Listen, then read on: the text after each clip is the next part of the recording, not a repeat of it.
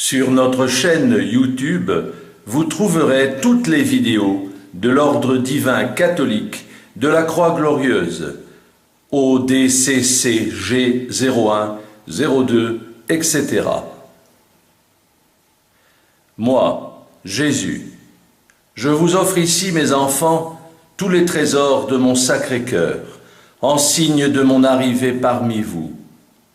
Je veux arriver les bras chargés de cadeaux, de soulagement, de guérison, de conversion menant au bonheur éternel. Je suis celui qui donne avant d'arriver. Le 10 avril 2017, nous avons fêté le 6e anniversaire du nouvel Ave d'éternité donné par le Saint-Archange Gabriel à Moriani, en Corse. Aucune politique ne réglera la haine raciale. Moi seul, votre Dieu, par ma croix victorieuse, viens extraire les racines du mal. Prenez cet Ave d'éternité. C'est le nouveau chapelet de la gloire de Dieu. Amen. Alléluia.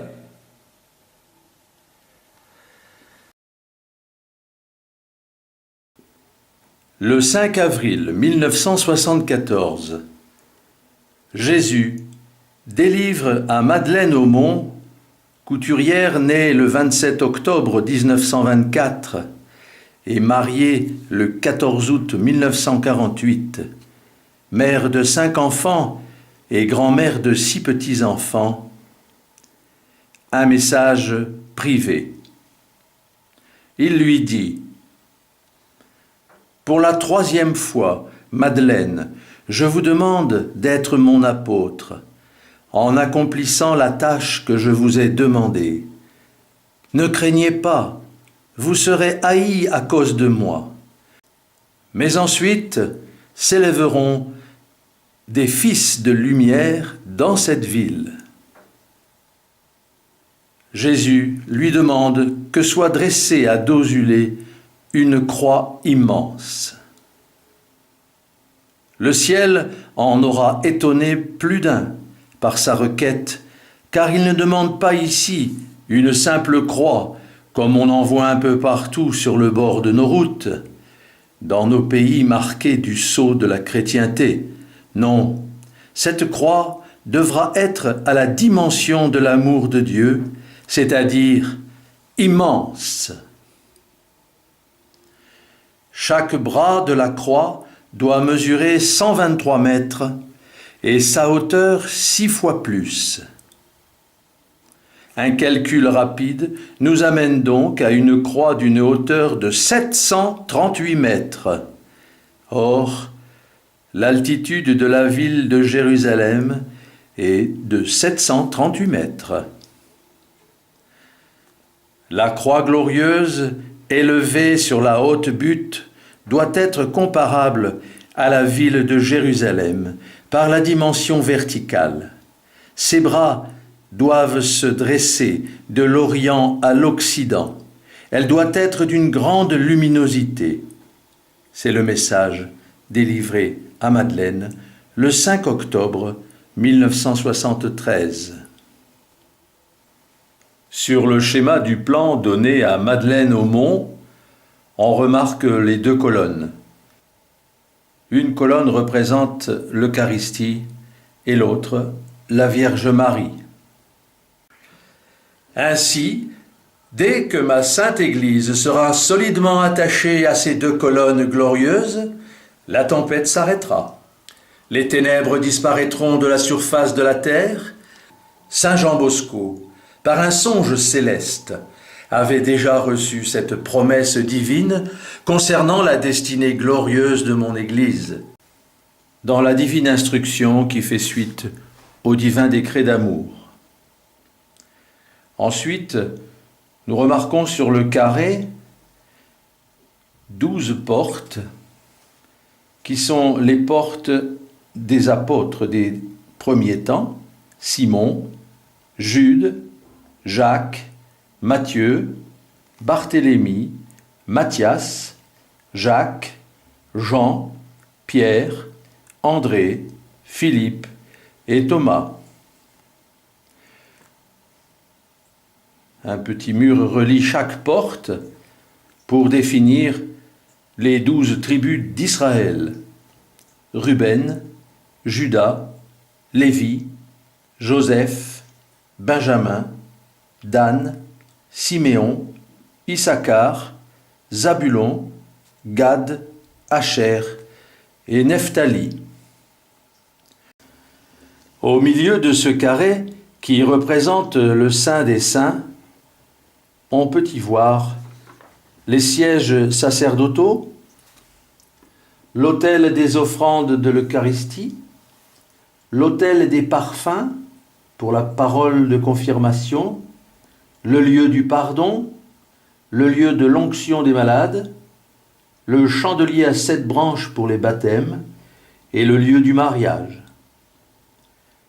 Un peu plus bas, le tabernacle de la présence. Ceci représentant le sanctuaire de la réconciliation.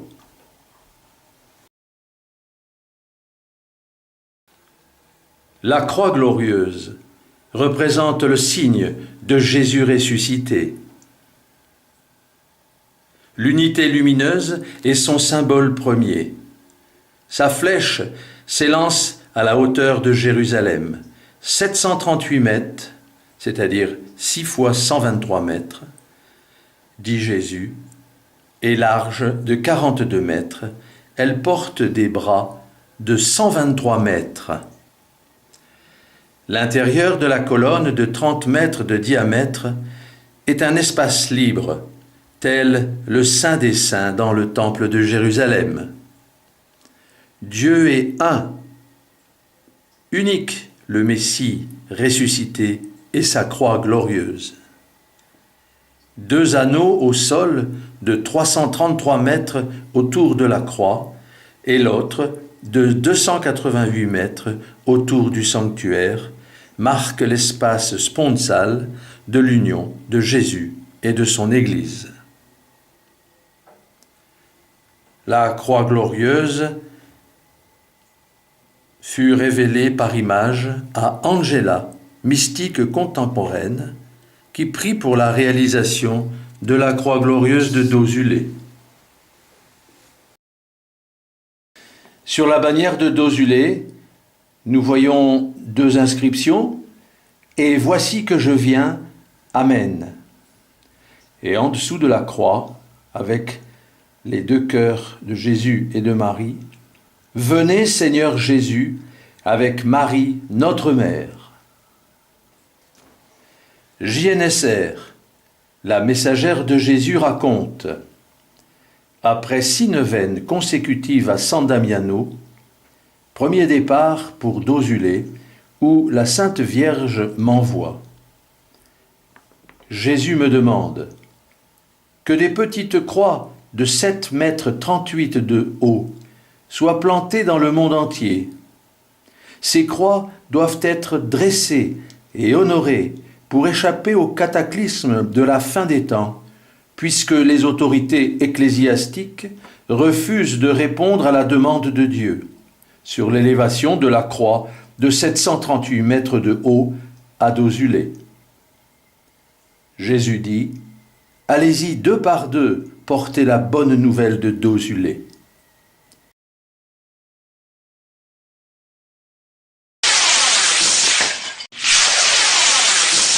Enfin, pour conclure, il est bon, mes amis, une dernière fois, de se rappeler encore les offenses de la France à son Dieu, qui ont tant fait pleurer le Père éternel, Jésus, Marie et Saint Joseph. Nous ne citerons bien sûr que quelques dates pour réveiller une mémoire enfouie et un peu oubliée. 1795, avec la loi qui sépare l'Église de l'État français, qui va la spolier de ses biens immobiliers et mobiliers, notamment à Paris, pour l'effondrer totalement et volontairement. 1832, en Corse, qui était consacrée à la Vierge Marie qu'elle avait pris pour reine, puisqu'elle l'avait libérée de l'emprise des Génois en 1732. La reine Marie se voit détrônée de son titre et se fait descendre du drapeau corse par Pascal Paoli, qui lui préfère une tête de mort et lui laisse un statut de simple protectrice. 1880, le président Jules Ferry ordonne par décret la dispersion de tous les jésuites et investit par la force publique 261 couvents en expulsant 5643 religieux. En outre, il fait supprimer tous les crucifix et toute instruction religieuse dans les écoles publiques. 1902, la loi des inventaires des biens du clergé permet à l'État français le pillage de ses monastères et de ses séminaires. 1903, la loi interdisant l'enseignement à toutes les congrégations religieuses avec fermeture de 15 874 écoles nationales et l'interdiction pour les soldats de l'armée française de fréquenter les cercles catholiques. Avec la suppression de l'ambassade de France au Vatican et le président Combes qui fait abattre, comme en 1789, de nombreux calvaires et interdit tout symbole religieux dans les lieux publics. 1905, nouvelle loi de séparation de l'Église et de l'État, avec dissolution de toutes les compagnies religieuses et la dernière apparition de la Sainte Vierge Marie qui vient pleurer à Campitello devant sœur Lélena Parsi en Haute-Corse, ce que même le clergé de nos jours feint d'ignorer.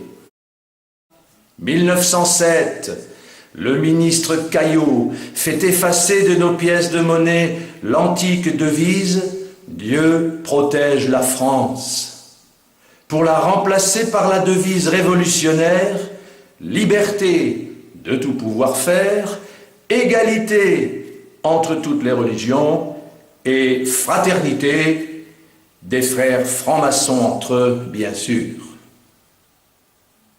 Et pourtant, mes frères et mes sœurs, c'est bien le Sacré-Cœur qui donne la victoire de Tolbiac à Clovis, qui devient le premier roi des Francs, qui donne à la France Charlemagne, le seul empereur européen digne de ce nom et qui reste bien aimé pendant 20 ans et à qui la France doit encore la formation de la plupart de toutes nos abbayes et de nos monastères qui ont fait son éducation et sa formation depuis Saint-Martin, notre première racine chrétienne dans cette Gaule que Rome voulait annexer.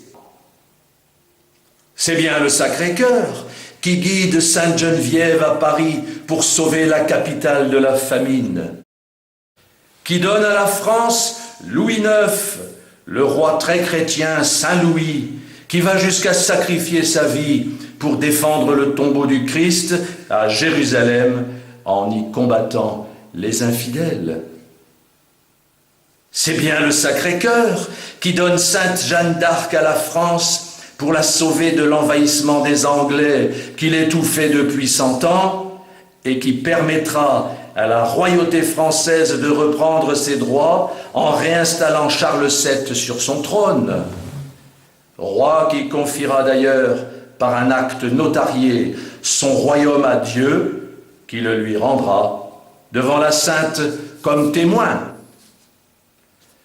C'est bien le Sacré-Cœur qui donne à Louis XIII, qui avait consacré la France au Sacré-Cœur de Jésus, un fils, Dieudonné, Louis XIV, qui fera la grandeur de la France à la face du monde et qui lui donnera Versailles, ses châteaux et ses fastes. C'est bien le Sacré-Cœur qui donne à notre pays le Saint Curé d'Ars pour que la France catholique, chrétienne, puisse se relever des désastres sanglants de sa révolution impie et pour lui redonner la dignité de son culte.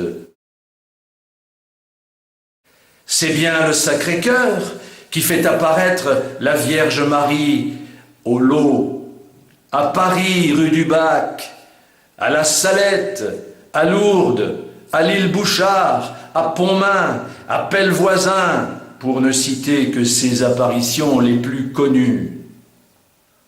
C'est bien le Sacré-Cœur qui donne la victoire à la France envahie de Prussiens en la guerre de 1870 et qui fait signer l'armistice du 28 janvier 1871 avec Notre-Dame de Pontmain, si chère au cœur des Français. C'est bien le Sacré-Cœur qui donne à la France la victoire finale par les maréchaux Juin et Foch lors de la Première Guerre mondiale en 1918. C'est toujours le Sacré-Cœur qui donne à la France sa libération en commençant par la Corse, terre vaticane, le 8 septembre 1944, fête de la naissance de Marie, qui devient jour de fête de cette île si privilégiée et si chère aux yeux de Dieu. C'est bien le Sacré-Cœur qui donne à la petite sœur Olive du Christ-Roi la force d'aller négocier la construction de la basilique du Christ-Roi en 1956 sur la montagne Sainte-Geneviève à Paris, que s'empressera de détruire en 1977 le président Giscard d'Estaing, dirigé par la franc-maçonnerie. Et on veut nous faire croire que les racines de la France ne sont pas chrétiennes, qu'elles sont autant musulmanes que chrétiennes, comme le disait bien malheureusement le président Chirac. Et on voudrait nous faire croire qu'il faut suivre tous ces présidents de la République, de François Mitterrand à François Hollande, avec leurs acolytes premiers ministres, qui renient devant le public leur baptême chrétien, leur confirmation et leur communion, mais pire que tout, ont renié le baptême de la France en laissant s'installer au travers d'une culture de mort les lois iniques, abominables, notamment sur l'avortement, l'euthanasie et les mariages homosexuels, etc., etc. Mes amis, les 5 républiques de la France maçonnique représentent bien les 5 plaies du Seigneur qui a toujours souhaité une monarchie de droit divin pour son pays choisi depuis toute éternité, après Israël, et terre de prédilection, sa France bien-aimée. La Corse est aux yeux de Dieu la terre privilégiée où a eu lieu la première création et où aura lieu la nouvelle création. C'est la victoire du cœur immaculé de Marie, prévue déjà en 1917 à Fatima, qui arrive par la Corse avec le second avènement de Jésus, si imminent. Il faut le savoir, et surtout le faire savoir aujourd'hui. Et on voudrait nous faire croire que les 5 valeurs que soutient la petite famille royale d'Ave Maria ne sont pas d'actualité, qu'elles ne sont pas souhaitées par Dieu le Père éternel pour son Église bien-aimée, Église chrétienne, catholique, apostolique, romaine. On voudrait nous faire croire qu'ils ne méritent pas cet attachement de la France et des Français aux 5 blancheurs qui sont les lumières de notre religion, la plus difficile, bien sûr, mais aussi la plus belle, et qui sera le phare de toutes les nations. Et on voudrait nous faire croire que Jésus ne peut pas revenir demain comme roi de France, prince de la paix et maître des nations. Non. Nous disons non, non, Et non, bien au contraire, ces 5 blancheurs que nous défendons sont la réalité et la vérité de Dieu, qui réclame ses droits et qui ne va pas tarder à faire paraître sa gloire aux yeux ébahis du monde entier en débarquant en Corse, c'est-à-dire en France, son pays choisi depuis toute éternité. Oui, notre Père éternel a bien trop pleuré dans toute son humilité sur les offenses que sa France bien-aimée lui a faites, mais aujourd'hui, il est tellement heureux que sa miséricorde reprend ses droits et il va même jusqu'à pardonner Adam et Ève pour leur péché originel, jusqu'à pardonner Judas le déicide et jusqu'à pardonner les francs-maçons qui se repentiront. De même que ces prêtres qui se sont laissés embarquer dans ces dérives de désacralisation qui ont entraîné sa colère actuelle. L'amour infini du Père éternel sublime tout. Et la justice de Dieu devient, par la croix glorieuse, miséricorde pour le monde. Réjouissons-nous et préparons les festivités pour son grand retour. Ce sera la victoire des droits de Dieu sur les droits de l'homme, n'en déplaise à Satan qui prend ici, aujourd'hui, son coup de grâce et qui, ayant définitivement perdu la plus grande bataille de tous les temps depuis sa trahison initiale, devra retourner en enfer pour l'éternité. C'est une bonne nouvelle pour le monde entier. Et il fallait que nous vous la transmettions en ce beau jour du 16 octobre 2014, date anniversaire de la décapitation de notre dernière reine de France, Marie-Antoinette, par les révolutionnaires à la solde de la franc-maçonnerie internationale.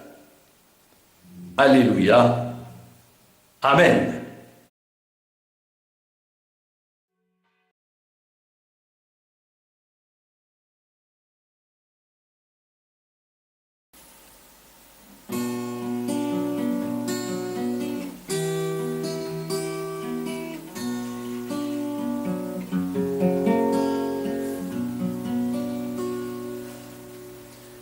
Par les souffrances vécues d'une simple messagère qui voulait sauver l'homme, mais que le monde enterre, par les prophètes anciens et les nouveaux apôtres, par l'évangile offert, par les premiers apôtres, par Jésus qui disait « Aimez-vous les uns les autres ». Salut Marie, par l'ancienne création en 7 jours achevés, Abraham et Sarah, Moïse et Josué, par l'Ève retrouvée et le pardon d'Adam, par le mariage d'Agnès et du second Adam, par l'Ève consolée, par le troisième Adam. Vous salue Marie, par les fêtes qui durent, la joie du paradis, par la nouvelle Église, celle du Saint-Esprit, par les 12 messes en or, divine liturgie, par les sourires du Père et ceux de Jésus-Christ, par l'obéissance aujourd'hui accomplie. Vous salue Marie, par le pardon donné et le pardon reçu, par ce qu'il faut cacher de tout ce qu'on a vu, par les signes du ciel, les secrets dévoilés, les silences couverts, les trahisons cachées, par Satan refoulé, aux enfers enchaînés. Salut Marie, par mon inspiration pour écrire des chansons, par cet amour que j'ai à votre invitation, par mes remerciements, par anticipation, par mes neurones qui brûlent mon imagination, pour l'amour attendu et toute mon affection. Je vous salue Marie,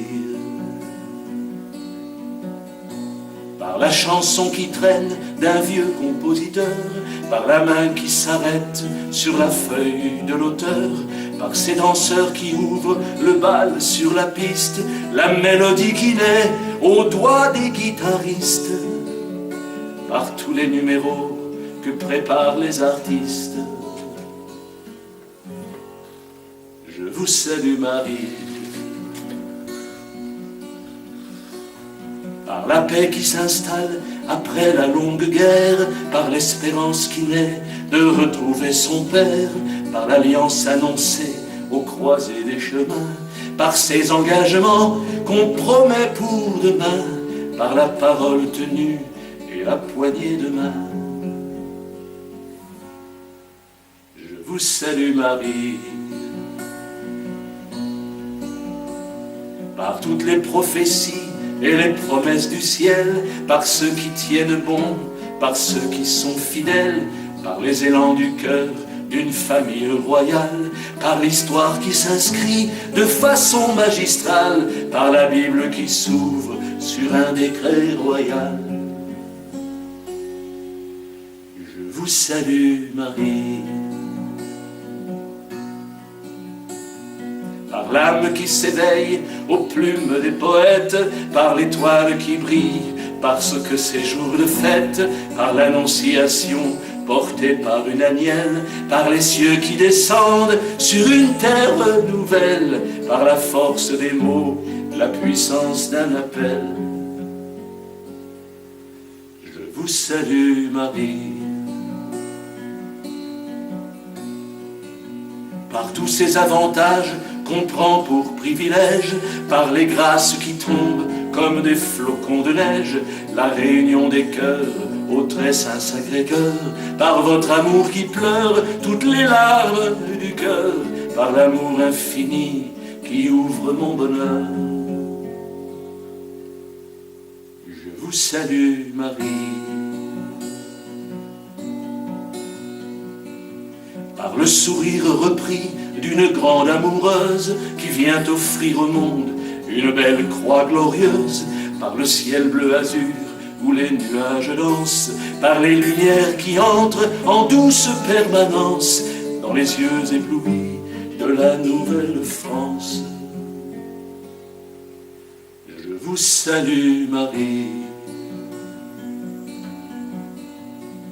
par le rire des enfants qui retrouvent confiance en leurs parents qui s'aiment et partagent leurs souffrances, par les lys blancs qui s'ouvrent au soleil du printemps, par les couples qui se forment en ces tout nouveaux temps, par les mains qui se croisent, des amants qu'on entend.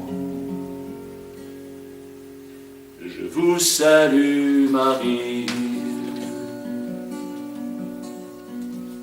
par ces époux choisis aux élans trinitaires, leurs gosses immaculés qui peupleront la terre, par tous ces saints martyrs qui nous ont fait l'offrande de leur vie à souffrir, par tout ce qu'ils demandent, par leur très joyeux rire en folle sarabande. Je vous salue Marie, par cette nouvelle famille qui paraît si joviale, qui vient se réunir, et par son sang royal qui vous invite ici de manière triomphale, par son doux patriarche au sourire amical, par leurs Ave Maria aux couleurs magistrales. Je vous salue Marie, par les prodiges du Père et sa source de grâce, les archanges qui protègent, les anges qui enlacent, par la joie dans les cœurs, par l'humour qui désarme, par la trêve d'amour qui fait poser les armes, par les silences profonds et pour la paix des âmes. Je vous salue, Marie.